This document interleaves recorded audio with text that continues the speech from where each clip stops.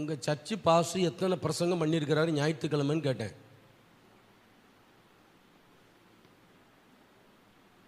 இதுலேருந்து தெரியுதா நம்ம எப்படி இருக்கோம் சொல்லி? 3 வாரம். சரி, பாசமாக சொல்கிறாங்க 3 வாரம்.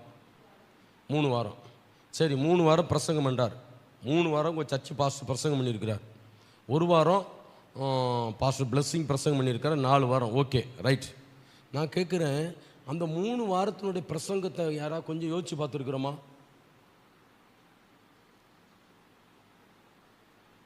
3 வாரத்தினுடைய பிரசங்கத்தை யாராவது கொஞ்சம் நம்ம யோசிச்சு பார்த்துருக்குறோமா? வீட்டில் மாடு அசை போட்டோமோ இல்லை, நாள் இங்கே என்ன செய்யும்? மாடு இங்கே வேகமாக சாப்பிடும்.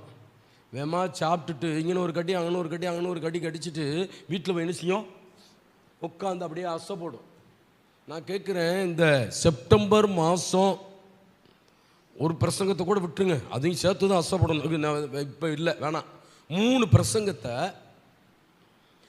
பிரசங்கத்தை சொல்லப்போனால் வாக்குத்தத்த பிரசங்கத்தோடு கேட்டு 4 பிரசங்கம்.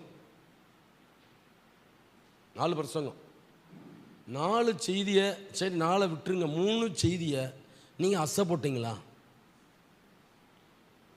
நான் ஜெபம் பண்ணிக்கிட்டு இருக்கும்போது ஆவியானவர் இதைத்தான் என்னை உணர்த்தினார். உனக்கு என்ன வாக்குத்தத்தம் கொடுத்தேன்? சின்னவன், நான் தைரியமா, சின்னவன் 1000 சிறியவன் பலத்த சாதியுமாவான். அடுத்து என்ன பிரசங்கம் பண்ண, என்ன பேசுன? யாராவது சொல்லுங்க. இருக்காது. நேரம் பிசாசு எல்லாம் தூக்கி கொண்டு என்ன செய்வான்? குப்பையில் கொண்டு போட்டிருப்பான்.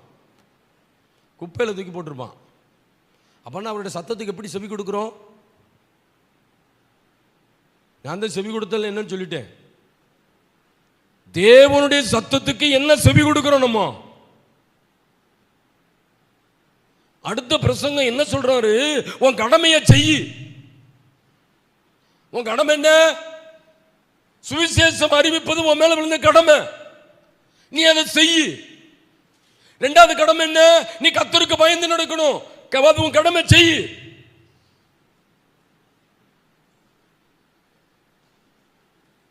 யாவ இருக்குதா? அடுத்து என்ன பேசினாரு? 3வது பிரசங்கம் என்ன சொன்னாரு? ஆண்டவரே, நான் என்ன செய்ய சித்தமாக இருக்கிறீர்? நான் என்ன செய்யணும்? 3 பேர் கேட்டாங்க. ஒருத்தன் நித்திய ஜீவன சுதந்திரத்துக்கு நான் என்ன செய்யணும்னு கேட்டான். ஒருத்தன் இது என் குடும்பம் ரட்சிக்கப்படுவதற்கு என்ன செய்யணும்னு கேட்டான். ஒருத்தன் கேட்டான் நான் என்ன செய்யணும்னு சொல்லி கேட்டான். இதை நீ யோசிச்சியா? கொஞ்சம்